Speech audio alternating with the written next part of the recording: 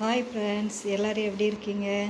இன்றைக்கி நம்ம வீடியோவில் என்ன பார்க்க போகிறோன்னா, இட்லி தோசைக்கு ரொம்ப ஈஸியாக இட்லி தோசை சாப்பிட்றதுக்கு ரொம்ப ஈஸியாக செய்யக்கூடிய ஒரு சாம்பார் தான் பார்க்க போகிறோம். இது ரொம்ப ஈஸியாக குயிக்காக செஞ்சிடலாம்.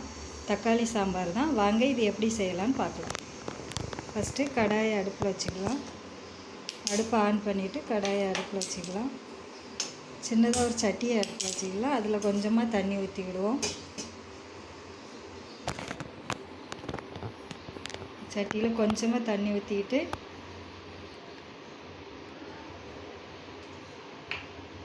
அதுக்கப்புறமா ஒரு பெரிய வெங்காயத்தை வெட்டி அதில் போடணும். ஃபஸ்ட் நம்ம வேக வச்சு அரைக்க தான் போகிறோம், அதனால் பெரிய பெரிய பீஸாக வெட்டி போட்டுக்கலாம்.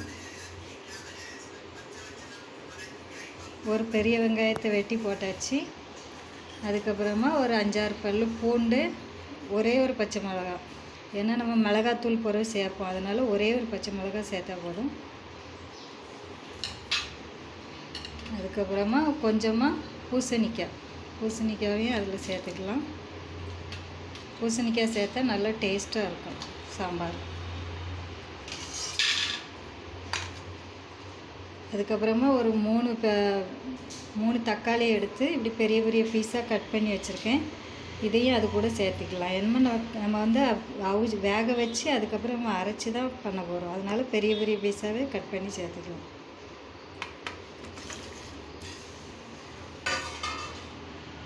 ஓகே, இது எல்லாம் நல்லா வெந்து வரட்டும், அதுக்கப்புறமா பார்க்கலாம். ஹலோ ஃப்ரெண்ட்ஸ், இப்போ நல்லா வெங்காயம், பச்சை மிளகா, தக்காளி பழம், பூசணிக்காய் எல்லாமே நல்லா வெந்துச்சு. இப்போ இதை எடுத்து அப்படியே தட்டில் வச்சு ஆற வச்சு நல்லா ஆறுனதுக்கப்புறம் பேஸ்ட்டாக அரைச்சி எடுத்துக்கலாம். நம்ம சாம்பார் தாளிக்க போகிறோம். அதுக்கு கடாய் அடுப்பில் இருக்குது. கொஞ்சமாக தாளிக்கிறதுக்கு எண்ணெய் ஊற்றிக்கலாம். எண்ணெய் சூடாகட்டும்.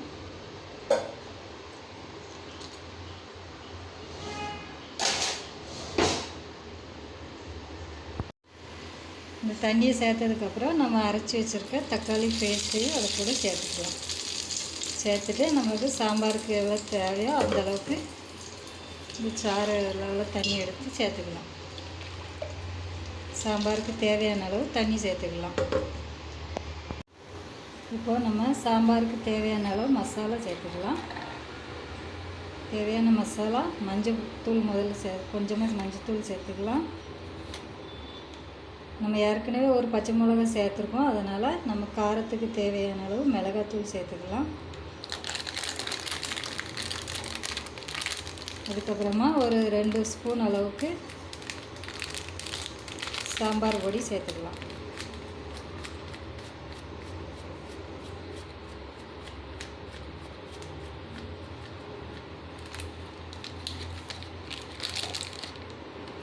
அவ்வளோதான். இது நல்லா மிக்ஸ் பண்ணி விட்டுருவோம். கடைசியாக பெருங்காயத்தூள் சேர்க்கணும். இப்போ நல்லா மிக்ஸ் பண்ணிடுவோம்.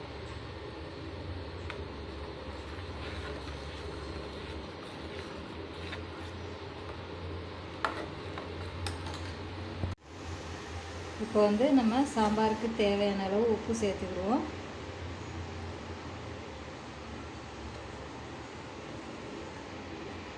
அதுக்கப்புறமா கடைசியாக கொஞ்சமாக பெருங்காயத்தூள் சேர்த்துக்கணும். பெருங்காயத்தூள் சேர்த்தா சாம்பார் நல்லா வாசமாக இருக்கும். அதுக்கப்புறமா நம்ம எடுத்து வச்சுருக்க பொடி பொடியாக வெட்டி வச்சுருக்க கொத்தமல்லி இலையை கொஞ்சம் சேர்த்துக்கிடுவோம். அவ்வளோதான். இதை நல்லா மிக்ஸ் பண்ணிக்கோங்க. சாம்பார் இப்போ கொதிக்க ஆரம்பிச்சிருச்சு. ரொம்ப கொதிக்க வேண்டாம், ஓரளவுக்கு கொதித்தாலே போதும். சாம்பார் ரெடி. இப்போ ஆஃப் பண்ணிடலாம். உங்களுக்கு இட்லி சாம்பார் ரெடி. இது இட்லி கூட ஊற்றி சாப்பிட்டா செம்ம டேஸ்ட்டாக இருக்கும்.